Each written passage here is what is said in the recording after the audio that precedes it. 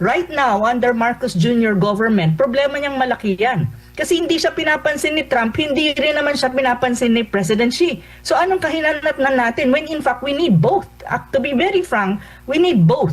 Basta yun na yun. Matagal-tagal na rin. Prof, ang update ngayon, kasi unahin muna natin itong sa APEC, no? At nag-usap ang US at saka ang China.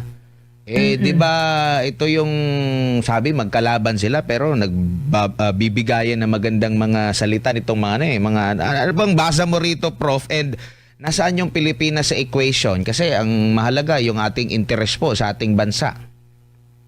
Yun na nga ang sinasabi kong matagal na lagi, 'di ba? I think mula nang mag-start akong mag-guesting sa inyo, palagi ko nang ini-emphasize na when you talk about our relationship with superpowers, kasi ngayon China is a superpower already. Kailangan natin laging isipin kung asan tayo nakaposisyon, kung dapat nasa gitna ka. Kumbaga, maganda ang relasyon mo sa dalawa, may neutrality ka, para mabilis mag-maneuver. If in any case, may tinatawag kang recalibration ng relationship ng mga superpowers, ng dalawang superpowers at the moment. Kasi as we can see, the competition and rivalry of the two superpowers, hindi naman yan mawawala. Ang ano lang dyan is, it depends sa leadership ng mga bansang yan. At ang China kasi very consistent yan. Ang leadership niyan, in terms of policy, consistent yan all throughout. Hindi yan usually nagbabago. Ang variable dyan lagi ay yung United States. So before under yung previous administration, makikita natin na intensify yung tinatawag ng geopolitical rivalry and competition ng dalawa. And, much more geopolitical. Si Trump kasi businessman yan, so mas economics, mas trade. But initially, you can see the first year siguro ni Trump or first few months yung imposition niya ng trade war, makikita natin na medyo naggitgitan yung dalawang bansa. At makikita natin na, alam mo yun, China will not give in. At the same time, Trump will also put pressure on China pagdating sa economics, pagdating sa trade. Pero look at what happened. Kasi nga ang China hindi mag-give in at it will stand as a country, talagang kumbaga ang posturing niya strong din.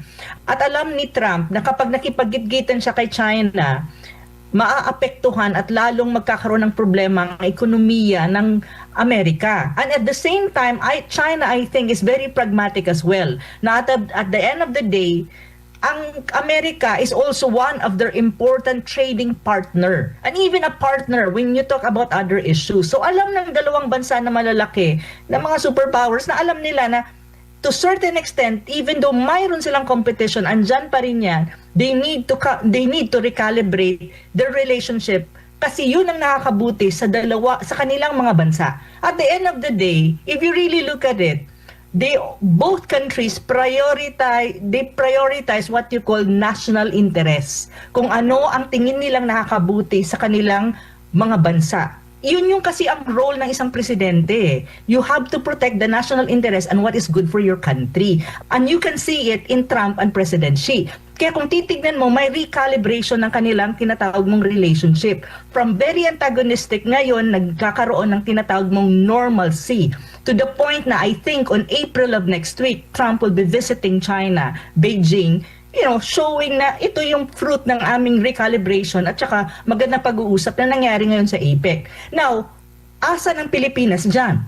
Yun yung sinasabi natin lagi, di ba? From the start, siguro ako nag-guesting sa SMNI, na the Philippines as a small country, you need to learn how to navigate your relationship with two superpowers na dapat hindi ka gigitna or hindi ka maglilin toward one. Dapat, tawag nito, wise enough that you will have room for maneuvers at hindi ka perceive ng isa sa kanila na kaaway or adversary.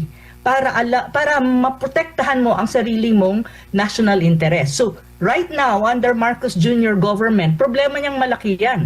Kasi hindi siya pinapansin ni Trump, hindi rin naman siya pinapansin ni President Xi. So, anong kahinatnan natin? When in fact, we need both. To be very frank, we need both. We need to have good relation with China, especially on the trade and economic part. Of course, we have to have a good relation with our traditional ally and recalibrate as well our relationship with the United States that this relationship will not antagonize China kasi dapat nasa gitna ka nga. So ito yung problema ni President Marcos Jr. at the moment. Kasi itong dalawang bansa may tinatawag kang warming up, normalcy ng relationship.